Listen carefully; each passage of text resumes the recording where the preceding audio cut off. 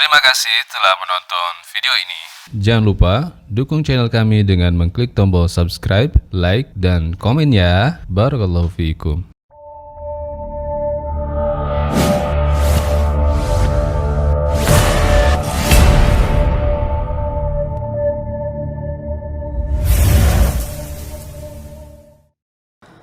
Innal hamdalillah nahmaduhu wa nasta'inuhu wa nastahdihi wa natubu ilaihi wa na'udzu billahi min syururi anfusina wa sayyiati a'malina. May yahdihillahu fahuwal muhtadi wa may yudlil falan tajida lahu waliyyan mursyida. Asyhadu an la ilaha illallah wahdahu la syarika lahu wa asyhadu anna Muhammadan abduhu wa rasuluhu la nabiyya wa la rasula ba'dah. Allahumma shalli ala Muhammadin wa ala Muhammad kama shallaita ala Ibrahim wa ala ali Ibrahim innaka Hamidum Majid. Bapak Ibu kaum muslimin wal muslimat jamaah yang dirahmati Allah Subhanahu wa taala, bersyukur kita pada Allah yang telah memberikan banyak sekali limpahan nikmat dan karunia-Nya kepada kita, nikmat iman Islam, nikmat sehat sempat, sehingga pagi menjelang siang ini di bawah suasana yang memang sangat spesial Bapak Ibu sekalian, kondisi yang semua bentuk aktivitas terasa lebih damai, termasuk kegiatan taklim kita pagi ini. Mudah-mudahan Allah tetap berikan banyak nikmat dan rahmat-Nya di majelis yang penuh berkah ini. Salawat serta salam semoga tercurah kepada baginda Nabi Muhammad SAW, juga kepada keluarga, kerabat, sahabat, dan orang-orang yang setia meniti jejaknya sampai kiamat. Semoga kita termasuk di antara umatnya yang dijanjikan syafaat pada yaumul kiamah. Bapak Ibu yang dirahmati Allah Subhanahu wa taala, tema kita berbicara sesuatu yang barangkali masih sangat jauh sekali, tetapi saya akan coba untuk lakukan pendekatan kepada realitas kehidupan kita. Apa hubungan ataupun keterkaitan pembahasan yang kalau kita lihat urutannya di dalam hadis-hadis ini masih sesuatu yang cukup panjang, walaupun tentu saja innama amruhu idza arada syai'an ayyaqula lahu kun fayakun, berbicara tentang nubuat perang akhir zaman, maka barangkali yang lebih penting adalah bagaimana kaum muslimin, seorang mukmin memiliki amal dan bekal yang cukup.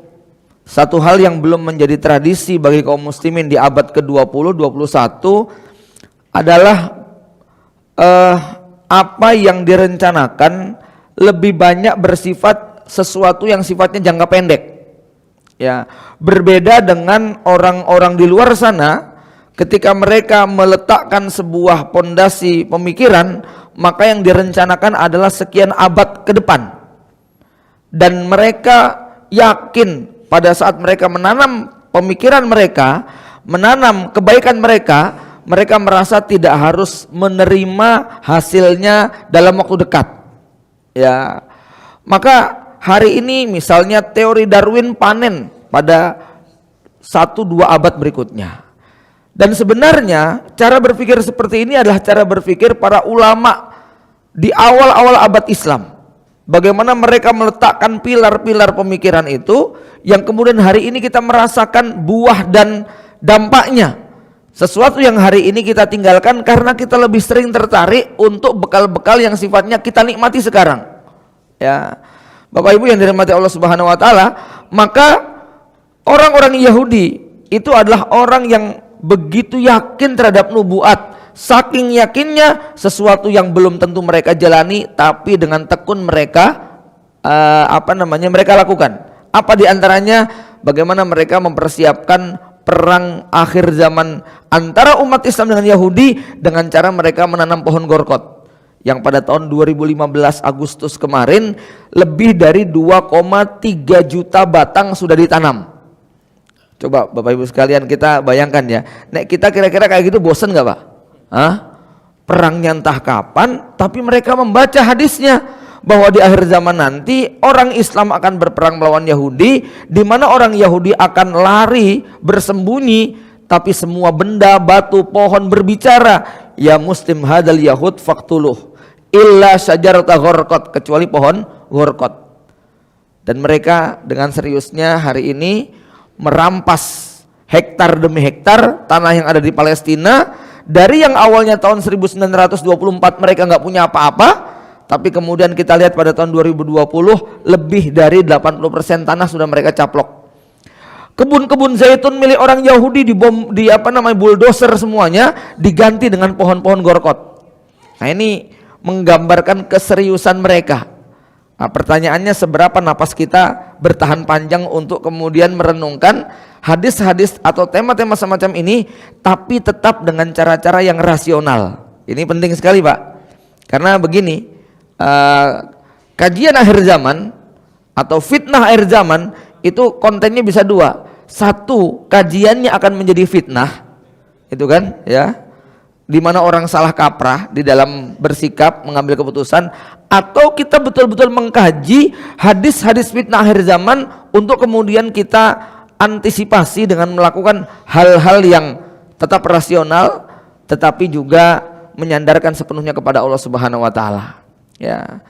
Jamaah yang dirahmati Allah, ini yang saya maksudkan bahwa kadang-kadang tema semacam ini berat untuk kita pikirkan. Kenapa? Karena barangkali dia tidak sedang bersentuhan dengan kehidupan kita sehari-hari. Dia mungkin tidak langsung berhubungan dengan kondisi dapur kita, tebel tipisnya kantong kita, pendidikan anak-anak kita.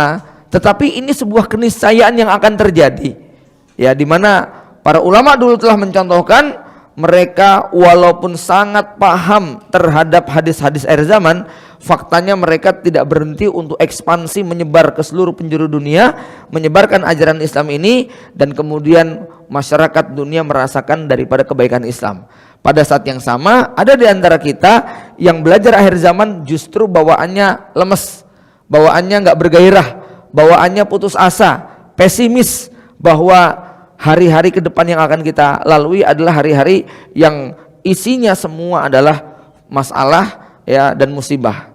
Karenanya kita harus bijak mengambil pelajaran hikmah dari semua hal yang terkait dengan nubuat Rasulullah SAW.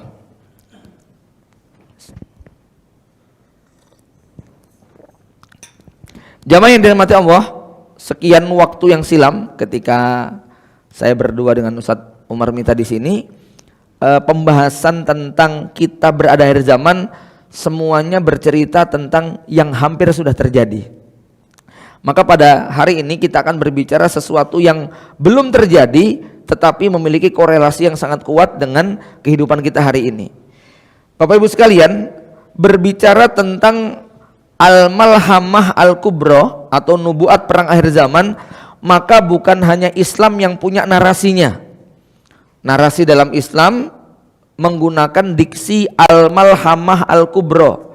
Malhamah itu berasal dari kata lahm, daging, yang maknanya saat itu daging manusia saling bersentuhan dalam arti berperang yang begitu dahsyatnya, ya, sampai daging-daging mereka itu juga berceceran.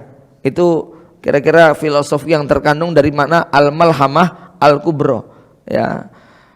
Orang Nasrani itu juga punya narasi yang serupa.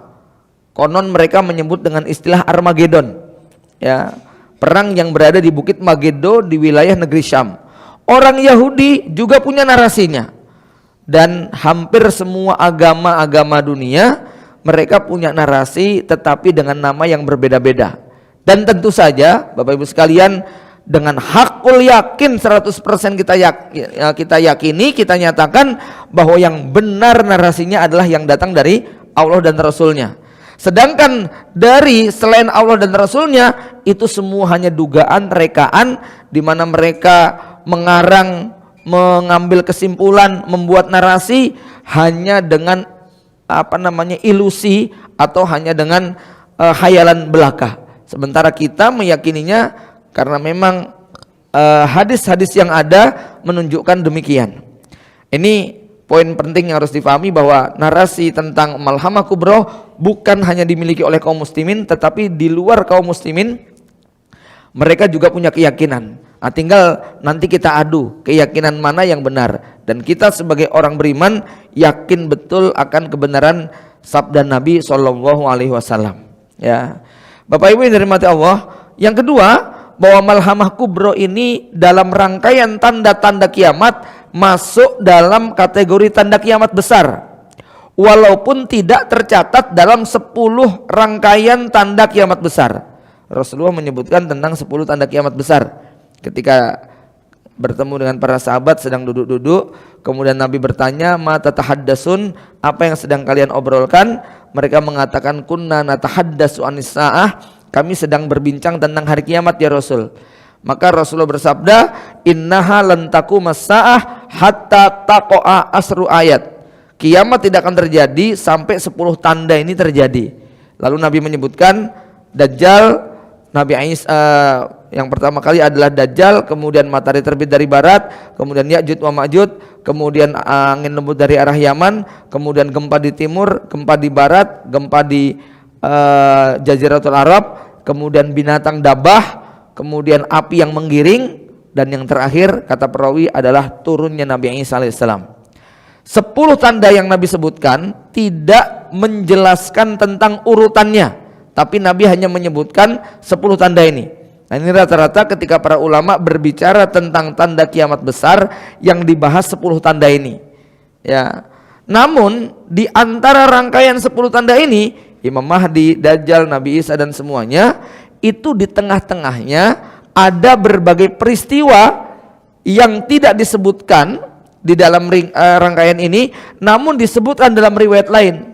Sehingga itu yang kita katakan, walaupun dia tidak masuk dalam 10 tanda yang besar, namun sejatinya tanda-tanda ini masuk dalam rangkaian tanda kiamat besar.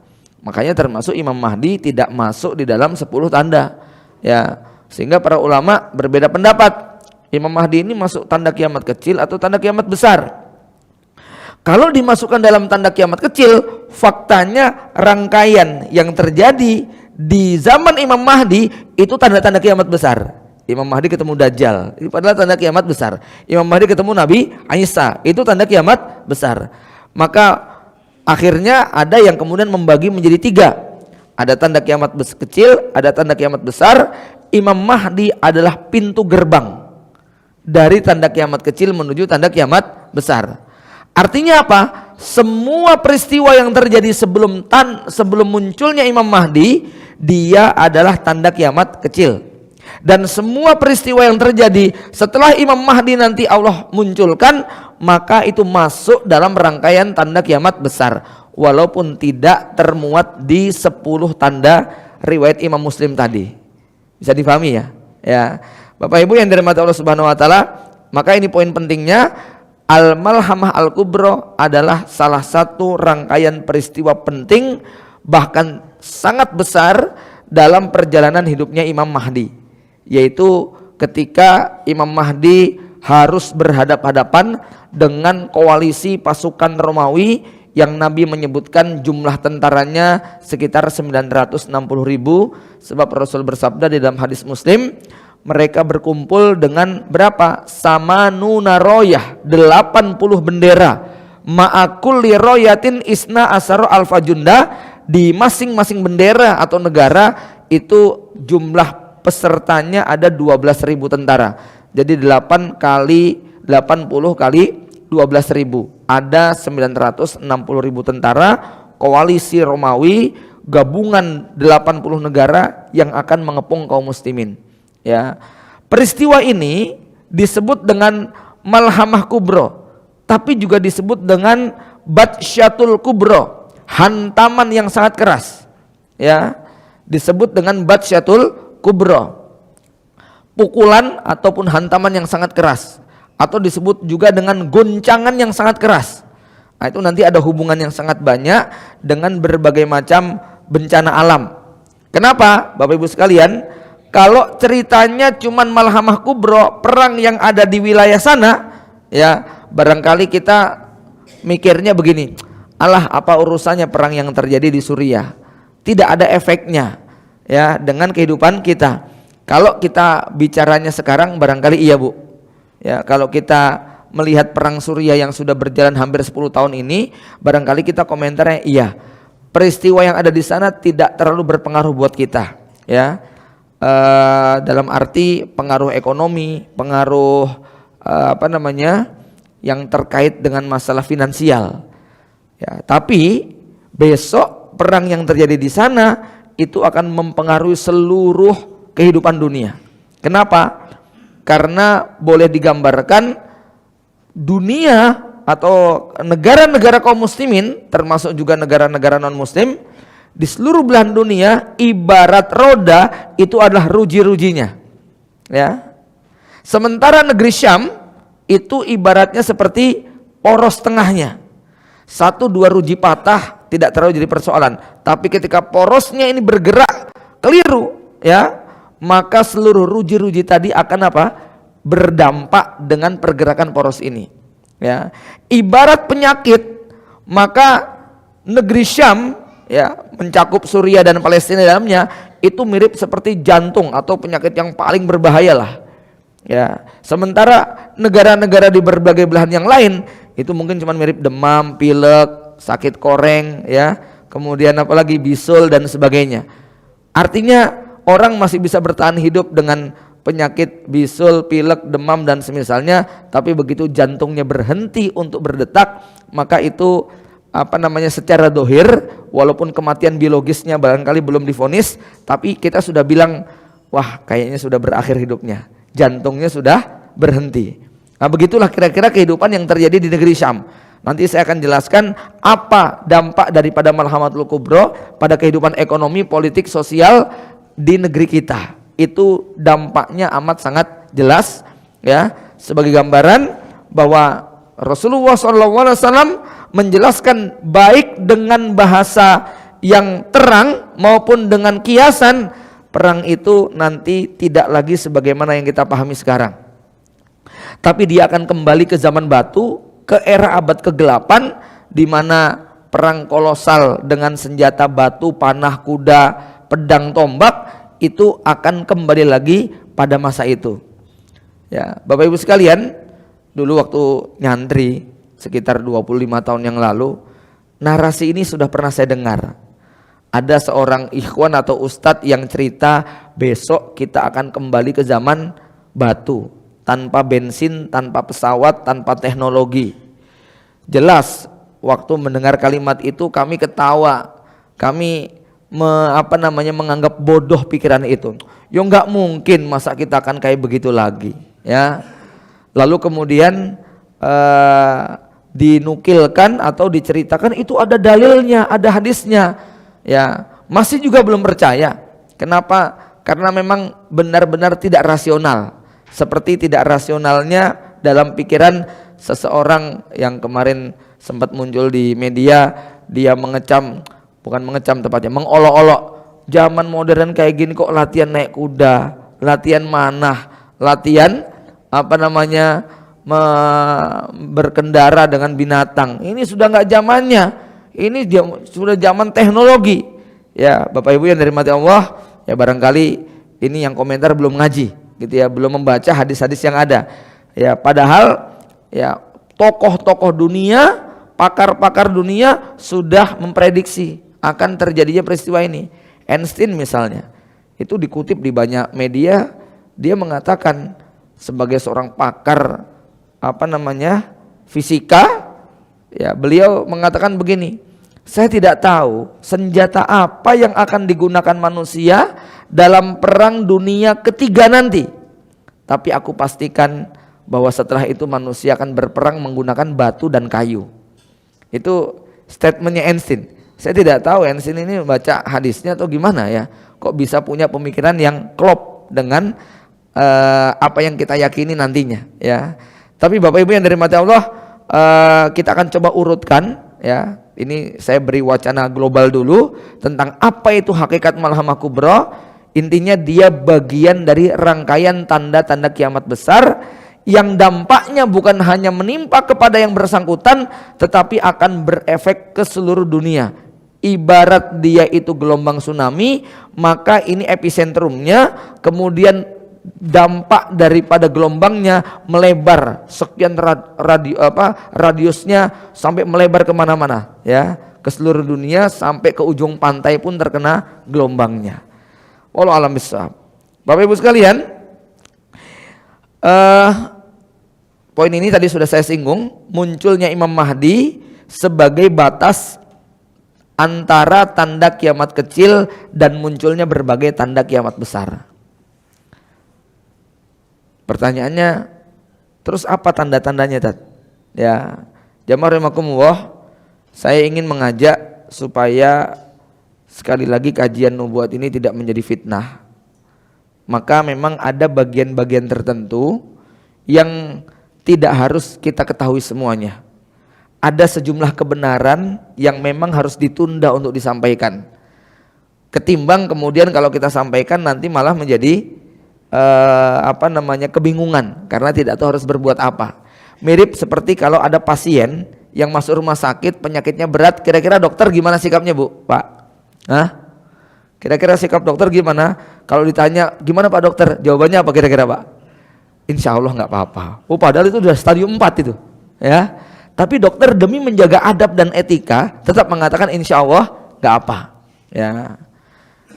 Tapi mungkin Bapak Ibu termasuk pasien yang Pak dokter ceritakan apa adanya saja, kami insya Allah siap menerima.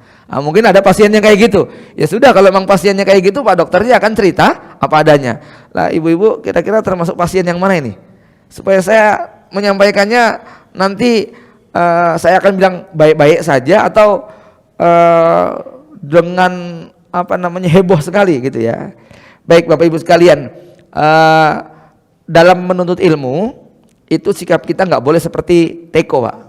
Ya, teko itu kalau diisi susu, maka semua gelas yang ada di depannya adalah diisi susu semua. Anak kecil minum susu, orang tua minum susu, balita minum susu, tua muda semua dikasih susu. Padahal barangkali kebutuhannya beda. Nah, dalam menuntut ilmu itu sikap kita harus mirip seperti mesin penggiling padi. Beras gabah yang dimasukkan itu digiling dulu, Pak.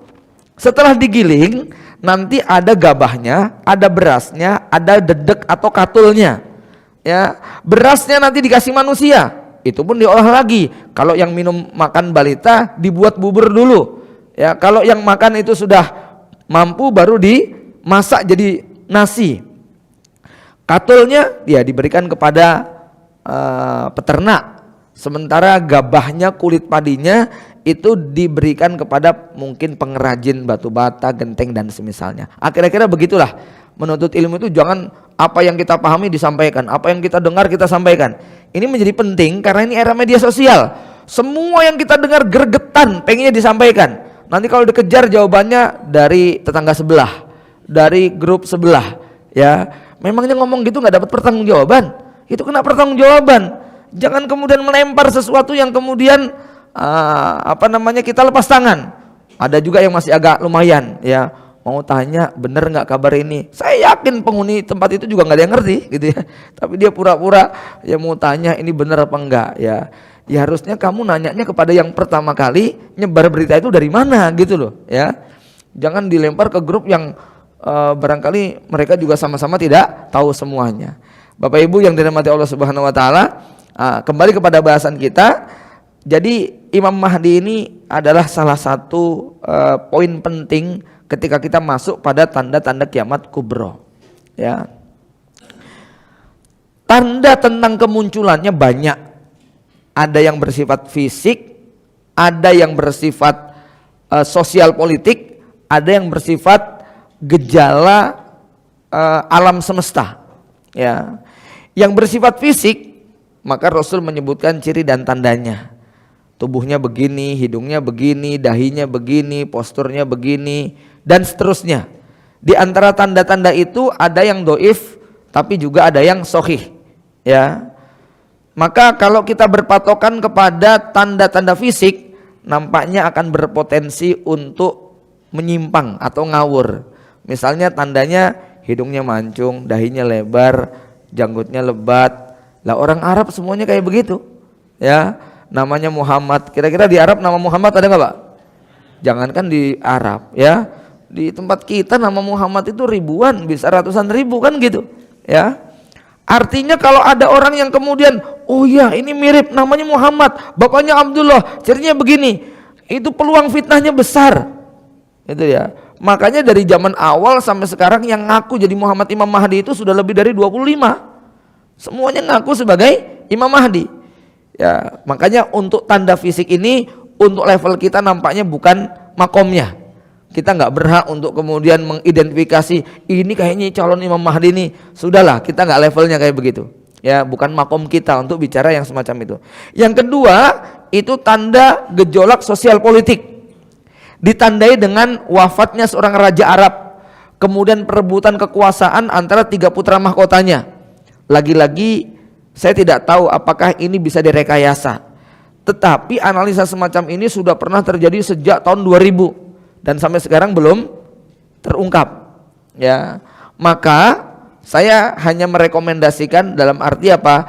Kalau kita pengen tahu hakikat yang sesungguhnya, ada tanda ketiga, yaitu tanda gejolak alam semesta.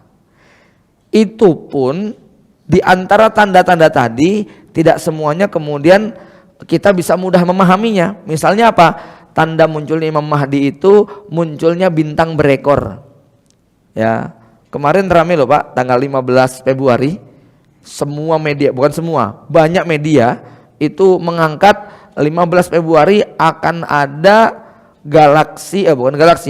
batu langit yang diameternya 1 kilometer melintas melewati bumi, di mana kecepatannya 53.000 km per jam.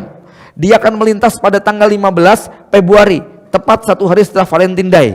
Itu beritanya begitu Pak. Ya, saya kemudian postingnya normatif ya. Saya bilang media-media banyak berbicara begini. Ya, di antara FIFA 6 bilang kita rehat sejenak dari corona. Ada ancaman yang lebih mengerikan bagi penduduk dunia, yaitu meteor, saya lupa kodenya berapa begitu ya, yang akan melintas bumi pada tanggal 15 Februari. Tapi kemudian tanggal 17 atau 18 Lembaga Penelitian Antariksa 8 ya, Pak Thomas Jamaluddin kemudian mengklarifikasi ya cuman lewat, tetapi untuk terjadinya itu apa? Kecil gitu loh ya. Dan yang jelas sekarang sudah tanggal 20 berapa? 23, kita masih aman-aman saja ya.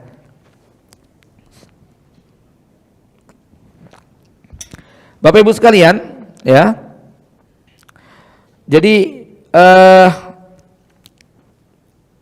ada tanda gejolak sosial politik yang lain, yaitu munculnya seorang laki-laki yang bernama Sufyani. Ini pemimpin kejam dari arah Syam. Ya, saya nggak perlu analisa dalam-dalam, nanti malah kemudian jadi kepikiran. Wis pokoknya kita terima saja dalilnya. Ya, bahwa sebagian menyebutkan hadis-hadis Sufyani itu mayoritas doif. Tapi ada satu riwayat Ummu Salamah yang saya anggap di antara para ulama memilih inilah hadis yang paling hasan tentang perkara Sufyani. Ya, seandainya ini didoifkan juga, maka ada hadis yang sahih, munculnya laki-laki dari negeri Syam yang akan memburu Imam Mahdi, entah apa namanya. Ya, Bapak Ibu sekalian, ya, ini tanda sosial politiknya. Nah, gejolak alam semestanya tadi hujan meteor. Kemudian apa lagi? Nah, tanda yang paling valid, yang sulit direkayasa, ya, yang setiap orang nanti bakal mengerti, itu adalah gempa bumi di Arab Saudi. Jadi ini tanda yang paling valid, yaitu gempa bumi di Arab Saudi. Gempa yang bukan sembarang gempa. Ya, tepatnya bukan gempa Pak, bukan zalzalah, tapi Nabi menyebut dengan kalimat khosaf. Khosaf itu bahasa kitanya likuifaksi. Bumi ambles. Kemudian yang menjadi korban sangat banyak sekali. Ya, Nabi menyebutkan korbannya adalah siapa? Semua pasukan Syam yang hendak membunuh Imam Mahdi. Semua pasukan Sufyani yang hendak memburu Imam Mahdi. Kata Nabi, pasukan depan, pasukan belakang, pasukan tengah, semuanya tenggelam. Bahkan yang di kebun, di pasar, di jalan-jalan, itu semuanya ditenggelamkan.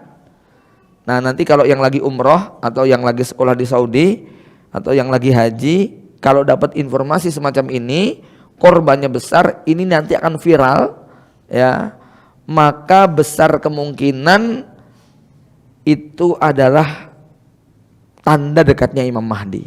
Ya, berarti saat itu laki-laki tadi sudah berada di Makkah, mau dibaiat oleh sejumlah manusia yang memang mereka punya firasat, diberi hikmah oleh Allah Subhanahu wa taala untuk bisa memperkirakan inilah laki-laki yang akan menjadi penyelamat dunia. Ya. Nah, kalau kemudian kemarin viral sosok ini katanya sudah seliwar-seliwar di Mekah Madinah, sudah lahir pada tahun sekian. Saya nggak mau komentar untuk yang bab 1 ini. Ya, kenapa?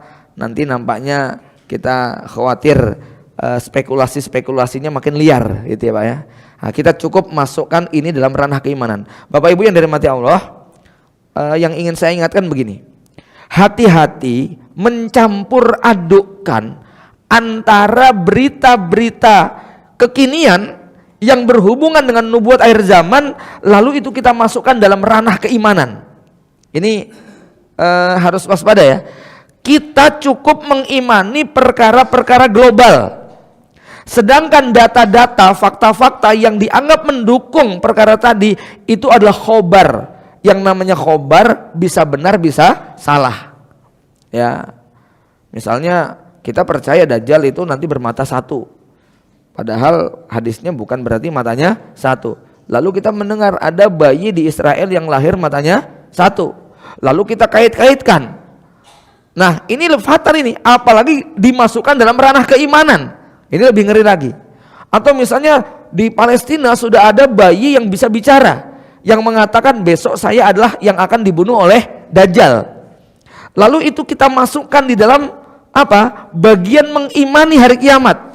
Ini yang menurut saya sangat fatal ya. Maka kita hanya mengimani secara global apa yang diceritakan secara global, dan kita mengimani secara terperinci apa yang disampaikan Nabi secara terperinci. Kalau tidak ya sudah, kita cukupkan apa adanya.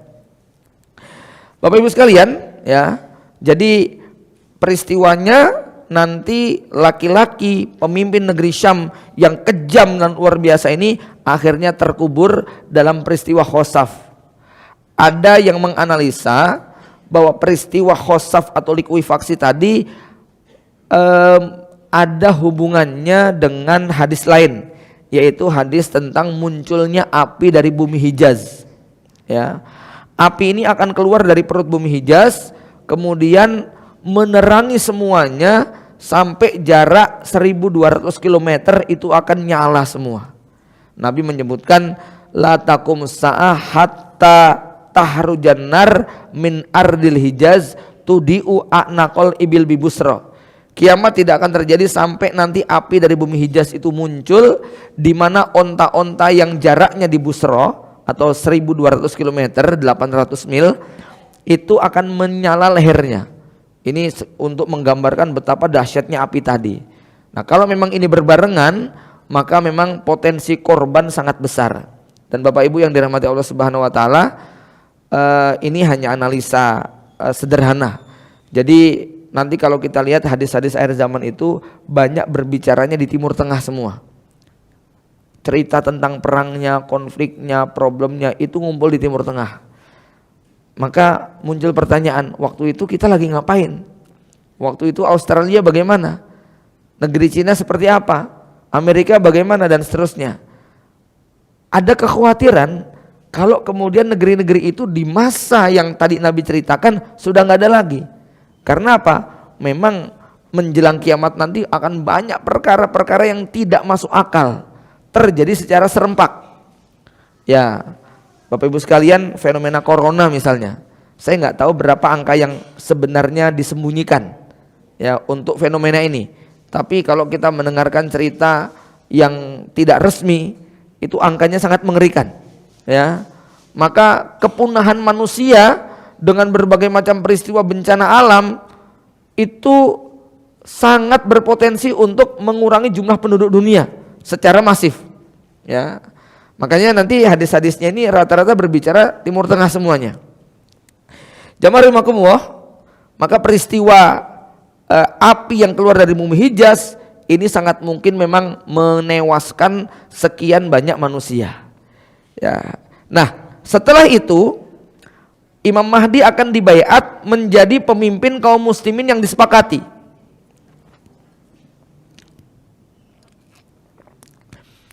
Kemudian kaum muslimin dari berbagai belahan dunia berbondong-bondong masuk ke Hijaz untuk memberikan ketaatan kepada Imam Mahdi. Setelah itu kaum muslimin akan menundukkan seluruh wilayah Jazirah Arab, utara, selatan, timur, barat. Sebagaimana dulu Rasulullah SAW masuk ke Madinah, lalu menaklukkan semua suku-suku dan kabilah yang ada di sana. Ya, dalam bahasa lain mengadakan perjanjian damai. Ya, itulah yang Rasul lakukan dengan piagam Madinah, ada ikatan perjanjian damai untuk menjaga ya kota Madinah kalau di zaman Nabi. Kalau di zaman Imam Mahdi untuk menjaga negeri kaum muslimin, tanah haram Mekah dan Madinah. Ya. Bapak Ibu yang dirahmati Allah, kita tahu bahwa Makkah, Madinah terutama ya memang dua ibu kota ini kalau kita mengikuti perkembangan sekarang ngeri atau aman-aman damai Pak? Agak ngeri ya. Kebijakan-kebijakan Muhammad bin Salman ini sangat luar biasa. Terakhir kemarin secara resmi pemerintah Saudi mengadakan pesta untuk Valentine Day. Ya, fatwa tentang haramnya Valentine Day sudah tidak berlaku. Kemudian Muhammad bin Salman punya terobosan bahwa 2030 nanti ya betul-betul mimpi Arab Saudi akan berubah menjadi negara super modern di Timur Tengah itu akan menjadi kenyataan. Ya. Kemudian hari ini semua pusat industri hiburan terutama bioskop, wahana permainan sedang digagas ya. Dan yang agak mengerikan banyak para ulama yang ditangkapi tanpa proses persidangan. Ya. Wallahu a'lam bishawab, Bapak Ibu sekalian, kalau mengikuti kebijakan-kebijakan yang ada memang agak berbeda ya dengan kebijakan-kebijakan sebelumnya. Jamaah rahimakumullah. Nah, sebetulnya kaum muslimin di sana juga banyak yang tidak setuju dengan kebijakan kebijakan Muhammad bin Salman. Tapi sekali lagi di sana ini tingkat represifnya sangat luar biasa. Ya, sehingga ya sudah kaum muslimin pasrah, media nggak bisa kemudian sebagaimana di negeri kita. Ya, singkat cerita apa? Bahwa nanti ketika takdir Allah ya memang berlangsung terjadi di Jazirah Arab, kaum muslimin memang sudah merindukan datangnya sosok pemimpin yang sebagaimana dulu Rasulullah SAW datang ke kota Madinah. Maka Rasul menyebutkan namanya Imam Mahdi itu yusbihuni fi siroti wala yusbihuni fi suroti. Sirah perjalanan hidupnya mirip Nabi, tapi wajah dan bentuk tubuhnya tidak sama dengan Nabi. Rasul mengatakan yusbihuni fi khuluqi wala yusbihuni fi khalqi. Imam Mahdi itu akhlaknya mirip dengan aku walaupun bentuk badannya tidak sama dengan aku. Artinya apa? Imam Mahdi betul-betul akan mempraktekkan Islam persis seperti Rasulullah SAW menjalankan. Ya, makanya beliau dijuluki sebagai mujaddid terbesar di akhir zaman. Mujaddid itu tiap 100 tahun ada, tetapi Dr. Ahmad Al-Mubayyad memberikan gambaran bahwa Imam Mahdi adalah puncak dari segala mujaddid. Dialah mujaddid terbesar. Kenapa? Karena yang akan direformasi oleh Imam Mahdi bukan hanya satu bidang, dua bidang kehidupan, tapi seluruh bidang kehidupan, ekonomi, politik, sosial, akidah, ibadah, akhlak, semuanya direformasi, dikembalikan kepada sunnah Rasulullah SAW. Bapak Ibu yang dirahmati Allah Subhanahu wa taala, maka bisa dibayangkan bagaimana suasana negeri Hijaz pada masa itu. Singkat cerita, manusia dari berbagai belahan dunia akan berbondong-bondong. Rasulullah SAW menyebutkan inilah rangkaian yang akan terjadi ketika nanti akhir zaman di era Imam Mahdi. Nabi tidak menyebutkan Imam Mahdinya, tapi Nabi menyebutkan urutan-urutan yang akan dilalui oleh manusia di akhir zaman. Apa kata Nabi? Takzuna jaziratal Arab. Kalian nanti akan memerangi bangsa Arab, semenanjung Arab. Ya. Fayaftahu Allah. Kemudian Allah memberi kemenangan kepada kalian. Artinya seluruh rezim-rezim di Arab ini akan ditundukkan oleh kaum muslimin untuk dikembalikan kepada Islam. Summa takzuna Faris. Setelah Jazirah Arab itu berada di dalam kekuasaan Imam Mahdi, maka selanjutnya adalah Persia. Kita tahu hari ini negeri Persia adalah negeri Iran, negeri Syiah. Kenapa ini termasuk yang dikalahkan, ditaklukkan? Syiah ini punya keyakinan yang sama tentang Imam Mahdi. Cuman Imam Mahdinya orang Syiah berbeda dengan Ahlu Sunnah. Imam Mahdinya Syiah keturunan Husain, sementara Imam Mahdinya Ahlu Sunnah keturunan Hasan. Dari jalur bapak ketemu Hasan, dari jalur ibu ketemu Husain. Ya, Hasan dengan Husain ini lebih utama mana, Pak? Hasan. Rasul menyebutkan anakku ini, cucuku ini Hasan, dia adalah yang nanti akan menyatukan kaum muslimin pada saat mereka berpecah belah, ketika mereka bertarung, berperang. Nah, itu terjadi pada masa Hasan bin Ali ketika pasukan Muawiyah kemudian berperang melawan pasukan Ali bin Abi Thalib. Setelah Ali meninggal, maka Hasan ini kemudian menyerahkan kekuasaannya kepada Muawiyah bin Abi Sufyan, sehingga pada tahun ke-40 disebut sebagai Amul Jamaah, tahun bersatunya umat Islam. Maka Dr. Ahmad Al-Mubaid mengatakan, karena keridoan Hasan demi bersatunya umat Islam, maka hak kekhalifahan yang harusnya beliau pegang demi persatuan umat Islam, Hasan menyerahkan kepemimpinan itu kepada Muawiyah bin Abi Sufyan. Sehingga dengan sikap legowo, sikap ikhlasnya Hasan inilah kaum muslimin kemudian disatukan. Maka hikmah yang sangat besar ketika besok anak keturunan Hasan bin Ali inilah yang akan diangkat oleh Allah sebagai Imam Mahdi. Itu Dr. Ahmad Al-Mubaid menjelaskan demikian, Pak. Sementara kalau sahabat Husain ini beliau menyerahkan kekuasaan atau pengen mencari kekuasaan? Pengen mencari, makanya beliau pergi ke Kufah. Kenapa? Karena penduduk Kufah menjanjikan, wahai Husain, kalau engkau datang ke sini, kami akan baiat engkau untuk kami jadikan sebagai pemimpin. Yang akhirnya di padang Karbala terjadilah peristiwa bentrokan dengan pasukan Bani Umayyah, dan disitulah kemudian terbunuhnya sahabat Husain bin Ali. Yang waktu itu ya sahabat Husain sudah diingatkan oleh para sahabat, hati-hati penduduk Kufah ini banyak yang munafik, ya, banyak yang berkhianat. Tapi rupanya nasihat ini barangkali kurang kuat di hati Imam Husain, sehingga beliau tetap berangkat dan kemudian terjadilah peristiwa Karbala. Sementara Imam Hasan justru dengan ikhlas menyerahkan kepemimpinan tadi kepada Muawiyah bin Abi Sufyan. Bapak Ibu yang dirahmati Allah, Persia hari ini adalah negara yang mendapat dukungan dari Cina, ya, dan Suriah, dan mereka punya tangan perpanjangan tangan di Suriah, ya. Jadi mimpi negeri Iran ini adalah menguasai jalur bulan sabit, dan memang dari sejak zaman dulu Iran ini atau Persia punya kekuasaan di bagian selatan, itu adalah Yaman, kemudian di bagian utara itu adalah Irak. Sementara kalau Romawi itu punya kekuasaan di Timur Tengah, ya, di wilayah Afrika dan Timur Tengah, bagian selatannya itu adalah Somalia. Makanya Raja Habasyah Najasyi itu adalah perpanjangan tangan dari Konstantinopel. Kemudian di wilayah utara adalah negeri Suriah atau Syam. Negeri Syam pada masa itu menjadi kekuasaannya Romawi.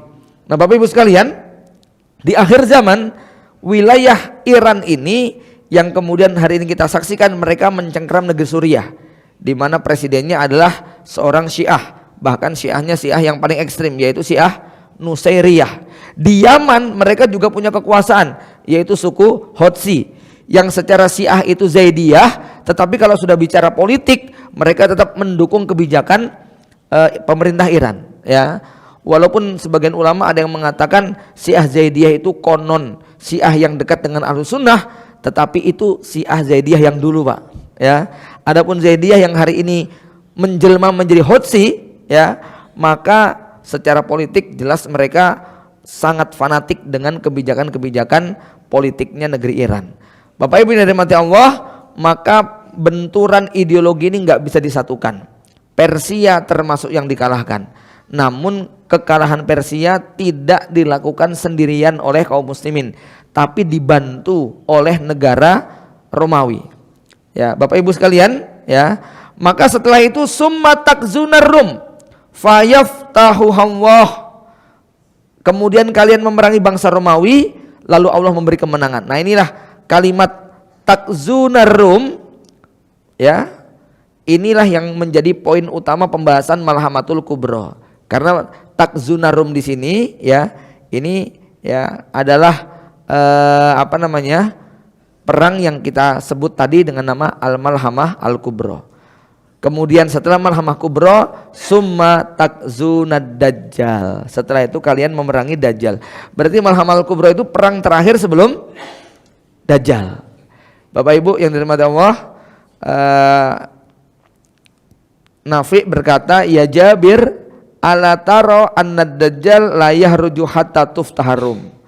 Wahai Jabir, bukankah engkau tahu bahwa Dajjal tidak akan keluar sampai Romawi ditaklukkan? Ya, jadi urut-urutannya adalah apa? Arab, kemudian Persia, kemudian Malhamah Kubra, baru kemudian yang terakhir adalah Dajjal. Bapak Ibu sekalian, ya. Nah, kita berbicara setelah penaklukan Persia, yaitu berbicara Malhamah Kubra. Ini hadis yang paling gamblang menjelaskan. Rasulullah SAW bersabda, satu solihun rum sulhan aminan. Kalian nanti akan berdamai dengan bangsa Romawi dengan perdamaian yang aman, perdamaian yang asli sejati. Kalau sekarang kita damai dengan Amerika, damai dengan negara-negara adidaya, itu semuanya hakikatnya perdamaian palsu. Kenapa perdamaian palsu? Karena setelah berdamai senjata kita dilucuti, politik kita dihabisi, ekonomi kita dikuras, kemudian kita nggak punya apa-apa. Setelah itu kemudian dibantai. Itu yang terjadi di Palestina. Setiap kali nanti penduduk Palestina melawan serangan balasan, damai, damai, damai, tapi syaratnya senjatanya dilucuti. Maka yang menarik hari ini Bapak Ibu sekalian, ada profil sebuah kelompok kaum muslimin yang menyebut diri mereka sebagai imaroh, yang punya kekuatan hampir imbang dengan kekuatan Amerika, yaitu imaroh Taliban. Ya, kita tahu kemarin bagaimana Taliban berhasil menekan Amerika. Yang dulu Amerika menyebut mereka sebagai kelompok teroris, akhirnya karena salah langkah, Amerika mencabut status teroris dari penduduk Taliban, diganti dengan kelompok separatis. Kenapa? Lebih dari 17 tahun perang, hasilnya cuman memakan korban, nggak ada kemenangan yang berarti. Mereka menyatakan salah dan kalah. Akhirnya mintanya cuma damai, damai, damai, damai, damai, damai. Tetapi Taliban mengatakan damai boleh, syaratnya cuma satu, angkat kaki dari Afghanistan.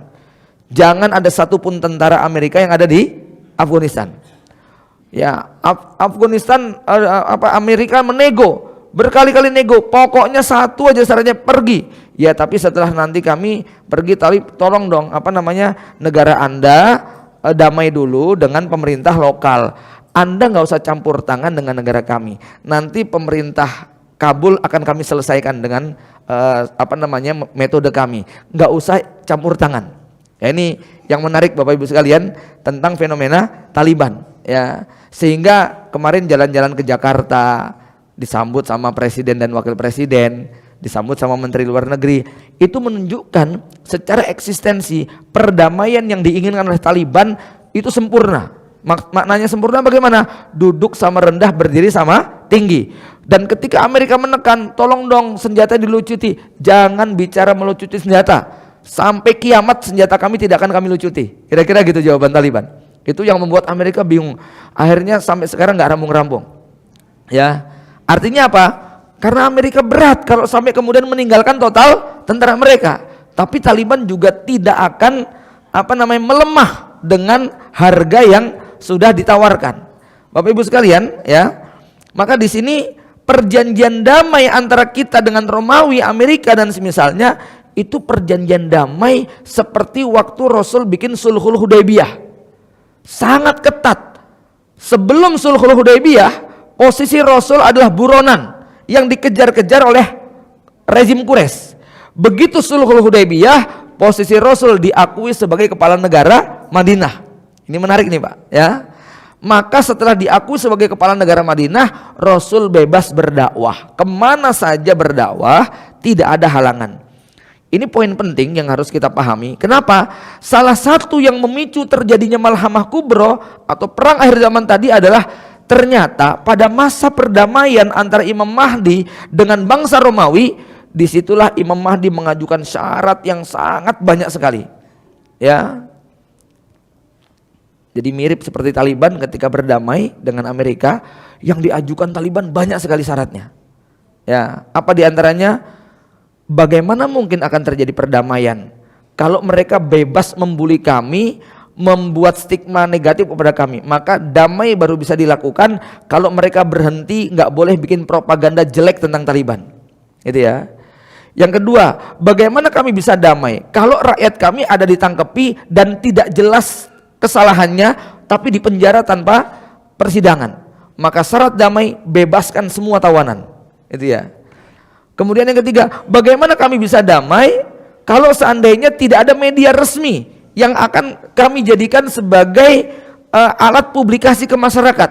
Maka kami baru bisa menerima perdamaian kalau kami diterima punya kantor perwakilan di sini, di sini, di sini, di sini.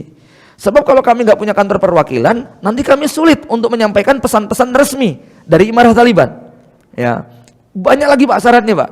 Yang Amerika geleng-geleng. Ini kok bener-bener syaratnya memberatkan. Nah, besok ini menarik nih ya. Imam Mahdi akan mengajukan syarat yang sangat banyak sekali ketika Romawi Amerika mau berdamai dengan umat Islam. Ya, perjanjian damai yang secara ideologi akan menguatkan kaum muslimin. Ya, disitulah nanti umat Islam akan sangat bebas berdakwah, bergerilya, menyampaikan Islam ke seluruh penjuru dunia tanpa khawatir dibully, tanpa khawatir mengalami Islamofobi, tanpa khawatir diberi stigma yang buruk. Kenapa? Kalau sampai masyarakat Barat, masyarakat Amerika membuat pencitraan negatif terhadap Islam dan kaum muslimin, maka mereka kena pasal pelanggaran. Itu ya. Nah, pada masa itulah Masya Allah. Jadi begini Bapak Ibu sekalian, masyarakat Barat itu masyarakat yang sangat dipengaruhi oleh pola pikir pemimpinnya, dan sebetulnya ini terjadi di mana-mana. Cuman ya bedanya ketika masyarakat Barat itu mendapat informasi tentang Islam yang asli, bukan sebagaimana propaganda Barat, mereka terkejut.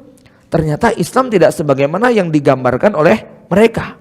Ya, saya teringat ketika Rini Foni, seorang wartawati Inggris, ditangkap di Taliban ya oleh Taliban, tapi kemudian dibebaskan ya.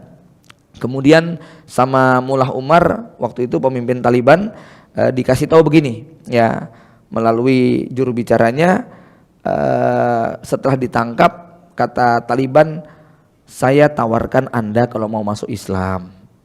Ya. Bapak Ibu, menarik ya, di penjara Taliban itu ketika wartawati Inggris ini ditangkap, itu di dalamnya dia minta rokok saja dibelikan. Ini ya. Ya, itu kebebasan beragamanya, kebebasan ngerokoknya. Ya, ini wartawati perempuan tapi hobinya ngerokok gitu ya. Kemudian butuh ini, butuh itu, dibelikan semuanya. Kunci penjara yang megang dia sendiri. Sampai Rene bingung. Ini penjara kok saya kayak di mana gitu ya. Kunci disuruh megang sendiri, apa terserah, disitulah ya. Kemudian datang utusan Taliban mengatakan, Bu mau masuk Islam. Kata Rene Foni, saya minta waktu 3 bulan ya. Oh, saya beri waktu 3 tahun untuk berpikir gitu ya. Ya, menarik ya. Akhirnya dibebaskan. Masya Allah, pembebasannya Bapak Ibu tahu, itu tepat 1 hari setelah 150 warga Afghanistan dibombardir oleh Amerika. Ya, kemudian apa? Ya, itu kalau mau jengkel-jengkelan kira-kira dibunuh nggak nih wartawan? Nah, tapi tidak, karena janji akan dibebaskan, hari itu juga dibebaskan oleh Mullah Umar. Ya, dan waktu pembebasan itu mau direkayasa lah. Ya, dikatakan di sana begini-begini, dan hanya jarak beberapa bulan setelah itu Rene Foni masuk Islam. Dia kampanye ke seluruh dunia betapa Islam tidak sebagaimana yang dibayangkan selama ini. Terbayang nggak kira-kira besok ketika ajaran Islam ini masuk ke Eropa ya tanpa ada yang menghalangi? Ini penting untuk kita pahami. Kenapa? Nanti penyebab terjadinya perang Eropa, maksudnya perang Malhamatul Kubro yang menghabisi kaum muslimin, itu adalah banyaknya tentara-tentara Eropa dan Amerika yang masuk Islam di akhir zaman. Makanya ketika mereka datang, pertanyaan mereka begini, saya tunjukkan hadisnya.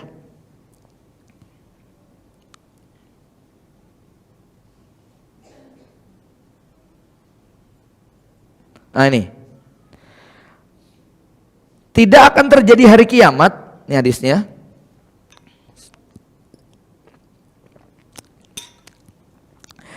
Sehingga bangsa Romawi sampai ke Akmak dan Dabik, dua kota yang ada di Suriah.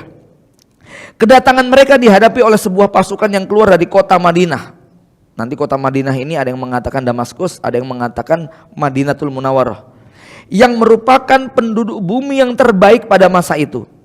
Apabila mereka telah berbaris, berhadap-hadapan, ya, bangsa Romawi menggertak, biarkan kami membuat perhitungan dengan orang-orang kami yang kalian tawan. Maksud mereka adalah bangsa Romawi yang telah masuk Islam. Ya, jadi orang-orang Barat ini jengkel Pak, tentaranya banyak yang masuk Islam. Maka mereka kemudian mengatakan, berikan orang-orang itu, saya akan buat perhitungan, saya akan hukum orang itu kok masuk Islam, malah masuk dalam barisan kaum muslimin. Maka mendengar gertakan itu kaum muslimin menjawab, demi Allah kami tidak akan membiarkan kalian mengusik saudara-saudara kami. Ya, nah, ini pemicu pertamanya adalah ini hadis ya yang diriwayatkan oleh Imam ya, Muslim ya. Jadi mereka mengatakan apa? Hallu bainana wa bainal ladzi sabau minna nuqatilhum, kami akan habisi mereka, orang-orang yang masuk Islam ini. Maka kaum muslimin fayaqulul muslimuna la wallahi la nuhalli bainakum wa baina ikhwanina, kami enggak akan biarkan. Bapak Ibu sekalian, kalau kemarin cerita kawan kami yang baru pulang dari Xinjiang menjelang isu corona, pulangnya pertengahan Desember, itu dia ketemu dengan seorang imam dari suku Han. Suku Han itu ateis komunis. Tapi ketika dia cerita, saya suku Han, saya bukan Hui, bukan Uighur. Ya, maka kawan ini kaget. Ya, kawan ini kaget. Loh, kok Anda suku Han? Iya, sebetulnya banyak sekali suku Han yang berbondong-bondong masuk Islam.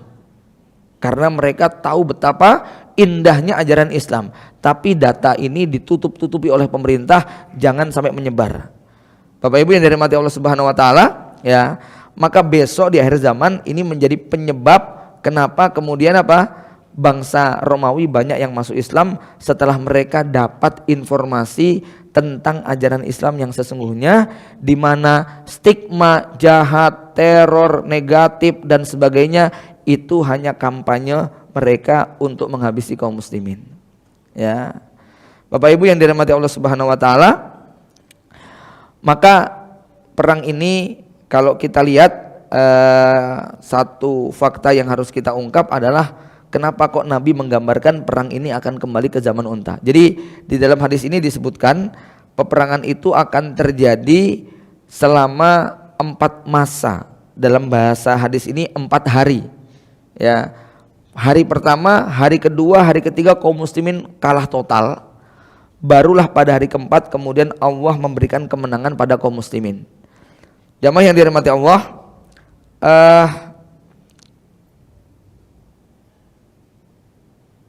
ada sejumlah analisa kenapa perang ini akan kembali ke zaman unta. Yang pertama, Malhamah Kubro terjadi hanya beberapa tahun sebelum keluarnya Dajjal. Jadi jarak antara Imam Mahdi dengan Dajjal itu sekian tahun. Dan di antara Imam Mahdi dengan Dajjal, di tengah-tengahnya tadi ada apa Pak? Penaklukan Arab, penaklukan Persia, baru kemudian penaklukan Romawi. Arab, Persia, Malhamatul Kubro, baru Dajjal. Ini ya. Nah, padahal Rasul bersabda 3 tahun sebelum Dajjal itu keluar, wa inna qabla khurujid Dajjal salasa sanawatin syidadin, ada 3 tahun kekeringan ekstrim. Saya ingin menjelaskan bahwa ini sekaligus membantah kabar hoax yang mengatakan bahwa tahun 2019, 2020 sampai 2022 itu kata BMKG apa?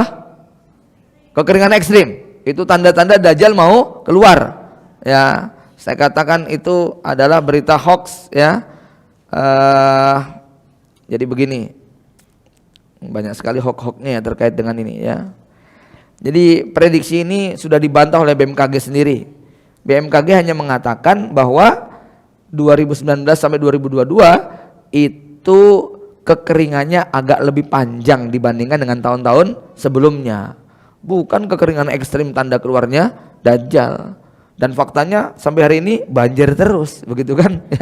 Ya nggak kering-kering gitu loh, ya, malah banjir begitu ya. Nah ini satu hal ya yang perlu kita pahami, hoax-hoax yang terjadi ya. Nah kembali kepada cerita tadi bahwa 3 tahun sebelum Dajjal keluar, tahun pertama sepertiga panen akan gagal. Jamaah rahimakumullah, fenomena corona di Cina ini punya dampak yang sangat serius terhadap ekonomi, Pak. Perlahan tapi pasti, kalau fenomena ini terus berlangsung dalam jangka yang panjang, kalau memang benar anti vaksinnya masih ditemukan sekian waktu lagi, ada yang bilang 18 bulan lagi, Pak ya. Ya, walau alam biswab. Kalau memang benar ini masa-masa yang cukup serius ini untuk jangka panjang ekonomi, terutama Indonesia yang punya tingkat ketergantungan sangat tinggi sekali ya. Kawan saya yang bergerak di bidang penerbitan mushaf Al-Quran, dia cerita sekarang nyetak mushaf Al-Quran dengan kertas kuning KPP, kertas yang khusus Quran itu, Pak, itu sudah sulit. Kenapa? Itu barang semuanya dari sana ya. Nah, kalau peristiwa yang lokal corona begitu saja dampaknya buat penduduk dunia sangat luar biasa, bagaimana dengan kekeringan ekstrim yang sepertiga hasil panen dunia akan gagal? Ya. Waktu Merapi meletus, itu tanaman kan banyak yang mati, harga cabai itu katanya lebih pedas dari rasanya ya. Ya, karena lebih mahal begitu ya. Saya nggak bisa membayangkan kalau kemudian ini sepertiga.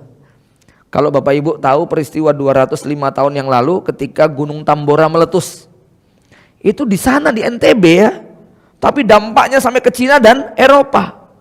Ya, nah bagaimana kalau kemudian ini terjadi di global, sepertiga panen, sepertiga air hujan tidak diturunkan. Tahun kedua 2/3 panen gagal total karena 2/3 air hujan di stop oleh Allah Subhanahu Wa Taala. Ya, dan yang paling ekstrim adalah sebelum Dajjal keluar. Nah ini berarti ini masa-masa Malhamatul Kubro, ya tidak? Karena urutannya begini, Pak. Malhamatul Kubro ini Dajjal ini sudah senang sekali. Kenapa? Hari pertama, hari kedua, hari ketiga kaum muslimin dipukul hancur. Rasul sampai menggambarkan dengan bahasa yang sangat tegas. Pada hari pertama seluruh pasukan berani mati kaum muslimin dikerahkan semuanya. Ini hadis-hadisnya, ya. Dan ternyata apa? Pada hari pertama itu semua kaum muslimin mati, tidak tersisa satupun. Hari kedua pasukan berani matinya dikeluarkan lagi, nggak ada yang tersisa sama sekali. Hari ketiga dikeluarkan lagi semuanya, nggak ada yang tersisa sama sekali. Ketika dalam kondisi yang sudah begitu, pada hari yang keempat baru kemudian Allah memberikan apa? Kemenangan kepada kaum muslimin. Secara logika nanti banyak analisa kenapa kok bisa menang ya? Apa alasannya? Ya, apa penyebabnya? Sebab Rasulullah menggambarkan pasukan Romawi saat itu yang dikeluarkan adalah pasukan komando terbaik. Jumlahnya 960.000 tentara. Sementara pasukan Imam Mahdi kurang lebih hanya seperempatnya. Dari mana kita mengetahui seperempatnya? Rasul menyebutkan yang sepertiga murtad, yang sepertiga mati syahid, yang sepertiga itu yang tersisa.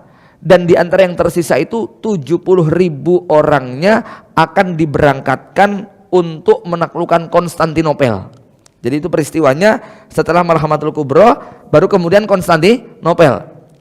Nah, ada yang menyebutkan Vatikan dulu, ada yang menyebutkan Konstantin dulu, ya. Tetapi dua-duanya ditaklukkan, dan pada saat kaum muslimin menaklukkan Konstantinopel, itu kan penaklukannya tidak pakai tombak pedang, Pak ya. Hanya pakai Allahu Akbar, la ilaha illallah, Allahu Akbar. Kemudian Konstantinopel berhasil dikalahkan. Nah, waktu mau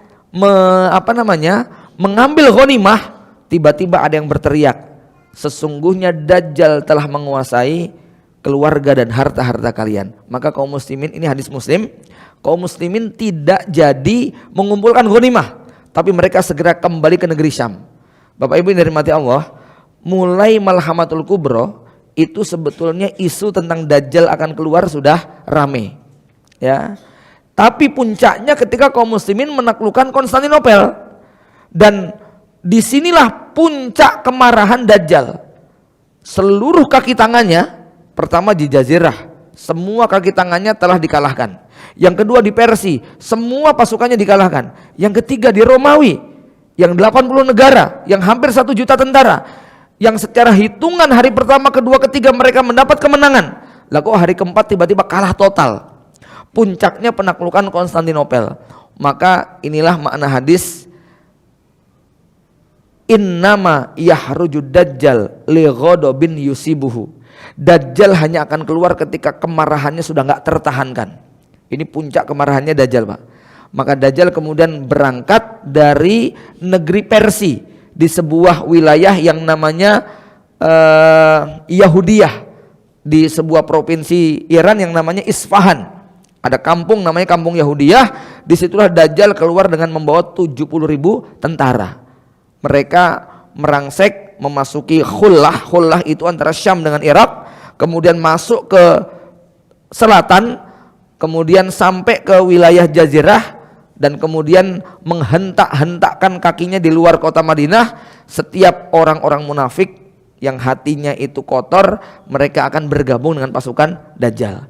Ya, Bapak Ibu yang dirahmati Allah Subhanahu wa taala, maka tadi saya katakan peristiwa Malhamatul Kubro berbarengan dengan 3 tahun kekeringan ekstrim. Sekarang bisa kita bayangkan kalau misalnya tanaman sudah nggak ada, kira-kira semua industri berbasis nabati masih bisa bertahan nggak, Pak? Indonesia kalau impor kedelai sama gandumnya di stop dari luar negeri, kira-kira dampaknya apa? Ya, ini menarik Bapak Ibu sekalian. Saya seumur hidup, sudah 45 tahun hidup, belum pernah ngelihat pohon gandum dalam arti megang. Kalau di YouTube ya sering lah ya. Ya, tapi megang, saya boleh bertanya siapa di antara Bapak Ibu yang pernah megang pohon gandum? Bukan gandumnya ya, perkebunan gandum. Nggak ada ya? Artinya apa? Hampir 100% gandum kita itu impor. Ya, sementara bisa nggak kita hidup tanpa gandum? Ya kecuali Anda menjadi pengikut fanatik Ustadz Zaidul Akbar gitu ya, nggak makan gandum gitu ya. Ya, oke. Bukan itu yang saya maksudkan ya. Tapi saya ingin menggambarkan betapa ketergantungan kita dengan gandum sudah sangat akut. Sementara gandum itu seluruhnya hampir impor. Ya, apalagi kedelai. Kedelai ini juga kebutuhan kita dan masih juga impor. Nah, saya hanya ingin menggambarkan bagaimana nasib penduduk dunia pada saat panen itu gagal total karena Allah tidak menurunkan air hujan. Kalau lihat video kemarin pasca corona di Singapura, orang rebutan makanan di mal-mal dan sebagainya, terbayang nggak Bu bahwa besok kita juga akan mengalami ketika pabrik-pabrik tidak lagi beroperasi lantaran bahan bakunya itu sudah tidak ada. Ya, tahun kedua lebih ekstrim lagi, tahun ketiga lebih ekstrim lagi, sama sekali nggak ada simpanan. Maka ini nanti sangat beralasan pada hadis berikutnya ada keterangan tentang anjuran untuk mempersiapkan bahan makanan untuk 1 tahun ke depan. Ya, Bapak Ibu dari mata Allah udah pernah baca hadisnya, hadis tentang menyimpan bahan makanan? Ya, itu terjadinya ma'ma'atu Ramadan, ketika terjadi hujan meteor di bulan Ramadan. Tapi hadis hujan meteor doif semua, mungkar Pak ya, yang terkait di bulan Ramadan. Cuman kita dibolehkan Pak kalau mau menyimpan bahan makanan untuk kebutuhan 1 tahun ke depan. Untuk bapak-bapak saya perlu beritahu ya, dan mungkin juga sudah tahu, hanya mengingatkan, Rasulullah itu memberi jatah nafkah kepada 9 orang istrinya, per istri per tahun itu 3 ton gandum dan 9 ton kurma. Itu jatah nafkah makanannya per istri per tahun, itu 3 ton gandum dan 9 ton kurma. 20 wasak gandum dan 60 wasak kurma. Ya. Jadi ini bukan menimbun Pak. Menimbun yang diharamkan itu adalah Anda beli makanan ditimbun dalam jumlah besar yang nanti ketika nunggu harga mahal baru Anda jual. Tapi kalau Anda ini seorang petani, hasil panennya disimpan dalam gudang untuk apa? Untuk 1 tahun ke depan, buat anak cucu, ya, buat keluarga besar. Kalau punya pesantren, buat santri, itu bukan menimbun yang diharamkan, itu dibolehkan. Ya, yang nggak boleh itu menimbun dalam rangka untuk mengeruk keuntungan. Tapi kalau Anda simpan sendiri hasil panen Anda karena memang mau dimakan sendiri, nggak ada masalah. Ya, Rasul jadi kalau saya hitung berarti 1 istri 12 ton, 9 istri berapa? 100 ton kurang lebih ya. Ya, 106 ton itu disimpan untuk kebutuhan 1 tahun ke depan. Ada nggak di sini bapak-bapak yang kira-kira nyetok beras di rumah sampai 2 ton gitu ya? Pedagang beras oke lah gitu loh ya. Ya. Rata-rata paling 1 sak kita gitu kan ya. Jamaah rahimakumullah, itu yang pertama, kenapa kok kita akan berpotensi mengalami perang zaman onta. Jadi ini berbarengan dengan 3 tahun kekeringan ekstrim. Dampaknya nanti pabrik-pabrik akan berhenti beroperasi. Apa cuman yang nabati? Hewaninya juga berhenti, Pak. Lah hewannya makan apa coba? Ya, pabrik yang berbasis daging itu juga akan berhenti. Apa cuman hewani dan nabati? Ya, otomotif, industri berhenti, lah nggak ada makanan. Mau kerja bagaimana? Ya, nggak usah jauh-jauh lah. Fenomena corona itu kan membuat Wuhan kayak kota mati gitu kan ya. Nah sekarang nggak ada makanan, bagaimana orang bisa bekerja? Akan sangat panik dan kacau. Bukan cuma di situ, tapi juga melebar kepada industri keuangan. Kenapa? Hampir semua pabrik yang berdiri itu ngutang, Pak. Gitu. Nah ketika kemudian mereka nggak beroperasi, gagal bayar, industri perbankan itu sudah menjadi niscaya.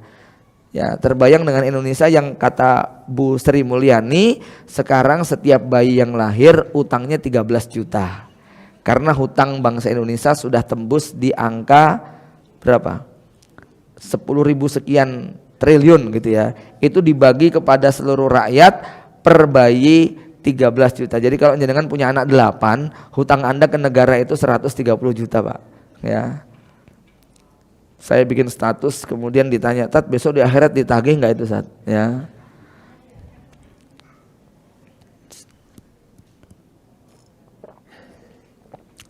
Yang kedua, sebelum Malhamatul Kubro, kondisi dunia mengalami instabilitas yang mencapai puncak stadium tinggi sehingga berdampak ke seluruh lini kehidupan, politik, sosial, ekonomi, geografis. Saya jadi teringat yang disampaikan Pak Jenderal Gatot Nurmantio ketika presentasi di ILC tentang tahun-tahun sekitar 2030 ke depan, di mana salah satu krisis dunia adalah krisis pangan dan sumber air bersih. Ya, negeri-negeri yang masih mampu bertahan, kata beliau, itu negeri-negeri yang dilewati oleh garis khatulistiwa. Negeri-negeri yang utara selatan, ketika sumber cadangan alamnya itu sangat terbatas, maka mereka akan bergerak migrasi ke wilayah tengah. Udah terbayang kira-kira negeri yang mana, Pak? Mana yang akan diserbu dan mana yang akan menyerbu, gitu kan? Ya, negeri mana yang dilewati khatulistiwa? Indonesia. Negeri mana utara dan selatan? Sudahlah ya. Itu kata beliau, dampaknya bukan hanya masalah ekonomi, dampaknya juga akan melebar ke sosial.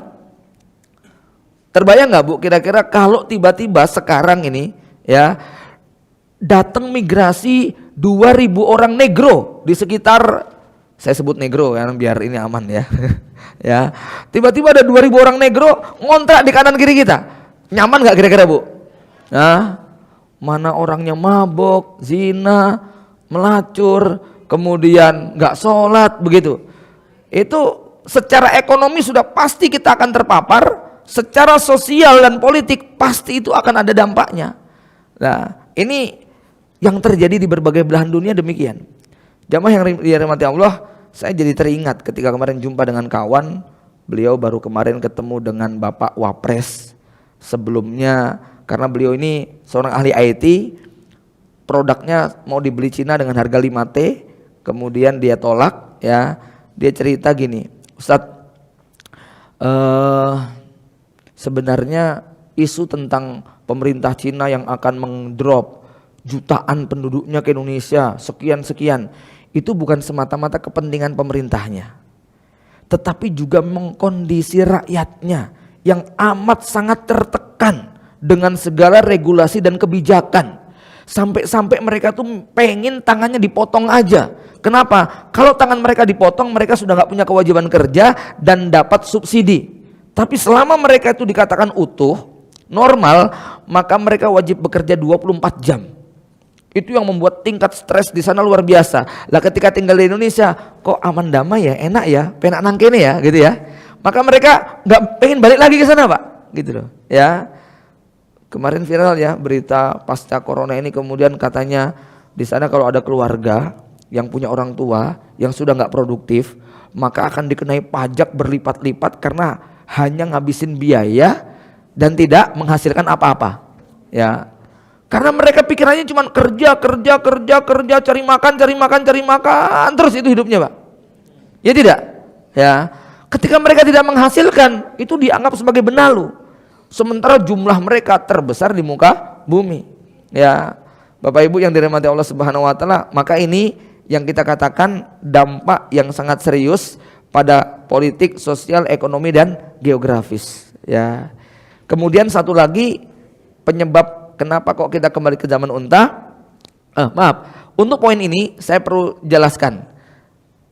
Ekonomi kapitalis yang berlaku di seluruh dunia itu dikendalikan oleh penguasa.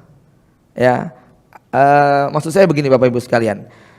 Kalau di depan Anda ada segelas air aqua, ya, atau air mineral yang bisa kita nikmati, itu proses untuk datang ke meja kita, prosesnya panjang sekali, Pak. Melibatkan jutaan orang itu. Yang namanya air minum. Saya ngomong air minum, panitia jadi bingung ya. Jadi kalau ada air minum yang ada di hadapan Anda, itu bisa kita minum, prosesnya panjang, Pak. Ya, kalau bukan era kapitalis, Anda nyiduk di sumur, kemudian dimasak dan diminum. Itu prosesnya gitu. Tapi karena ini sudah sistem kapitalis, maka air itu diambil dari toko. Toko itu belinya dari pabrik. Pabrik itu untuk bisa menghadirkan, melibatkan sekian ribu manusia. Ya, sekian ratus unit alat. Kendaraan nanti coba ya kira-kira mesin pembuat kendaraan itu berapa melibatkannya. Mesin pembikin plastik, mesin pembikin ini, cetakan dan lain sebagainya. Itu untuk hadirnya segelas botol aqua, segelas botol mineral itu melibatkan jutaan orang. Ya, itulah yang namanya industri kapitalis. Ketika sistem ini kemudian sudah rusak, di mana besok manusia akhirnya tidak mendapatkan akses karena dari pusatnya itu sudah hancur, Pak. Tadi kan kita sudah gambarkan bahwa yang akan diserang melebar ke semuanya, termasuk industri perbankan, ekonomi kapitalis. Maka itu akan berdampak ke seluruh lini. Saya nggak bisa membayangkan kalau di negeri ini ada sekian juta tentara, pak polisi yang di tangannya ada senjata, dan besok perbankan sudah tidak lagi mencetak mata uang karena krisis yang berkepanjangan, lalu mereka tidak gajian, ya kira-kira apa yang akan terjadi, Pak? Ya, saya nggak bisa membayangkan bagaimana ngerinya suasana pada masa itu.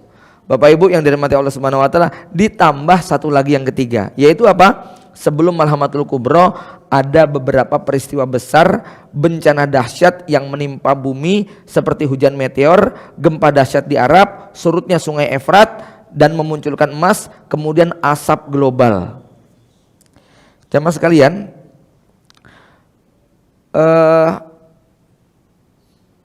kita lebih bisa menghayati pasca peristiwa corona, di mana dampaknya secara ekonomi sangat serius, dampaknya secara sosial juga serius. Secara politik ini Indonesia sedikit ragu ini, dalam arti bagaimana menyikapi. Pemerintah sana mengancam kalau nggak mau impor, awas tuh ya, kira-kira gitu. Sementara kita takut-takut ngeri gitu, Pak. Ya, nek ketularan virusnya gimana, gitu ya. Ya banyaklah isu-isu yang baik itu yang isu murahan maupun serius gitu, Pak. Tapi singkatnya bahwa memang ini baru corona. Bagaimana kalau itu kemudian nanti melebar kepada yang lain-lainnya? Maka ada satu hadis, saya tidak tahu hadis ini kapan terjadinya, tapi Nabi mengatakan akan datang satu masa di mana setiap orang saat itu seandainya kematian dijual, maka mereka akan membelinya karena tingkat stresnya sudah amat sangat luar biasa.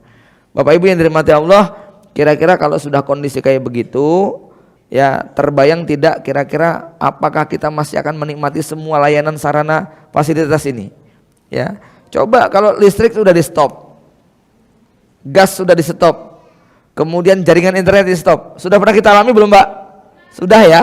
Baru di stop 2 hari aja. Coba baru di stop 3 hari. Itu kira-kira bisnis kita kacaunya kayak apa? Udah kacau semua itu. Ya, bayangkan kalau itu nanti terjadi dalam waktu yang cukup panjang. Maka kembali kepada kehidupan manual itu merupakan keniscayaan. Dan yang menarik Bapak Ibu sekalian, kalau kita lihat film-film barat itu propagandanya ya, cerita tentang perang pakai alat-alat manual itu mereka jauh lebih canggih. Film tentang berkuda, memanah, berburu, film-film mereka seakan-akan menggambarkan bahwa kembalinya ke zaman itu adalah sebuah keniscayaan. Nah, cuman kitanya saja yang barangkali tidak pernah membayangkan yang semacam itu. Bapak Ibu yang dirahmati Allah, namun saya tetap mengajak semuanya untuk berpikir rasional. Maksud saya rasional itu begini, karena ada yang setelah mengikuti kajian begini, kemudian cara berpikirnya jadi gak rasional. Dia pengen jual rumahnya, tokonya, keluar dari kerjaan, kemudian pengen cari hutan atau tempat yang bisa bertahan hidup tanpa listrik dan tanpa teknologi. Ya, Bapak Ibu yang dirahmati Allah, perlu dicatat tidak ada satupun di negeri ini, di dunia yang tidak terkoneksi dengan sistem global. Maka kalau Anda nekat untuk mengambil pilihan-pilihan uzlah yang tidak rasional, maka nggak akan mampu bertahan. Saya sempat mengingatkan ketika ada kawan yang dia udah sekarang kita ini siapkan bawa kurma, sembunyi di goa, sembunyi di hutan, sembunyi di daerah, ya bawa kurma 1 ton atau 2 ton untuk bertahan hidup. Sebentar lagi akan ada Malhamatul Kubro. Saya bilang kepada kawan ini, Anda lebih baik jadi importir kurma terbesar di Indonesia. Ya, itu jauh lebih rasional dan lebih aman. Ya tidak, Pak? Iya, daripada cuma nyimpen 1 ton 2 ton, berapa lama kita bisa bertahan? Dan memangnya kita bisa hidup cuma pakai kurma tok? Kan nggak bisa, Pak. Ya, orang Arab saja nggak bisa, cuma kurma tok gitu. Apalagi kita yang bukan Arab. Ya, maka lakukan pilihan-pilihan yang rasional. Anda mau tinggal di goa, di hutan, di ini, wong kita keahliannya dagang, kok kemudian tinggal di dalam goa misalnya? Ini nggak rasional, ya. Dan saya juga nggak akan ngajak Bapak Ibu sekalian untuk begitu. Bahwa kemudian misalnya saya melakukan tindakan antisipasi yang semacam itu, maka tetap akan saya katakan dengan bahasa yang rasional. Misalnya saya ternak kambing, saya ternak sapi, saya juga beli kebun ini. Ditanya, Tat, untuk apa? Saya nggak akan bilang buat persiapan akhir zaman. Jangan gitu ya. Ya, nanti jamaah panik begitu loh. Ya, kalau saya pengen bikin lumbung padi menyiapkan sekian ton gitu, salah nggak kira-kira?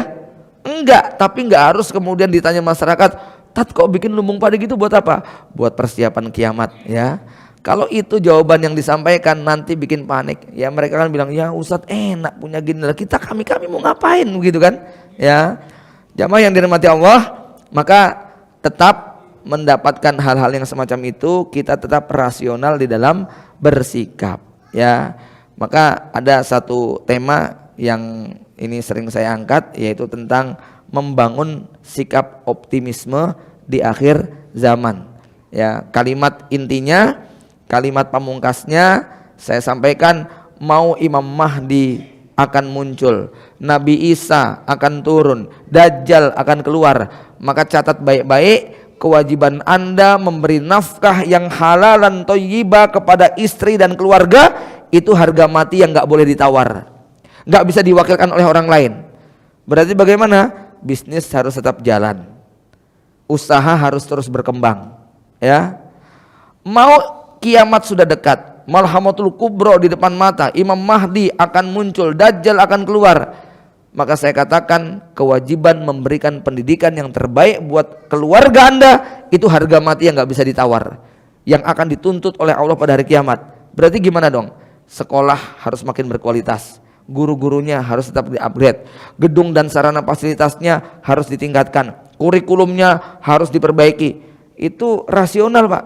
Bahwa nanti kemudian ternyata lagi bekerja kok tanda-tanda itu terjadi, ya sudah dihadapi. Buat orang mukmin ya semua akan bernilai kebaikan. Maka termasuk menghadapi berbagai macam bencana musibah, virus, kuman, bakteri dan semisalnya, Rasulullah memberi kabar gembira apa? Mautul fujati rohatun lil mu'mini wa hasaratu asafin lil kafiri.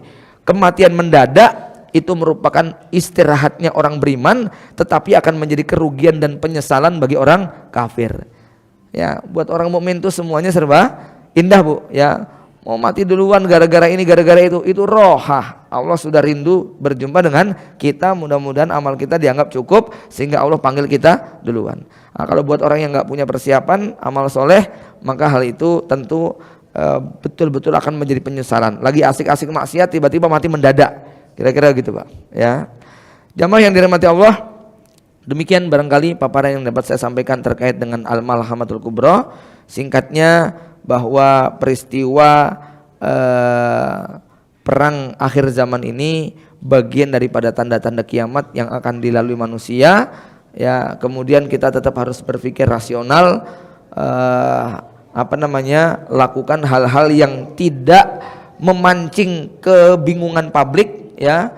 Pilihan-pilihan yang wajar ini tetap harus menjadi apa?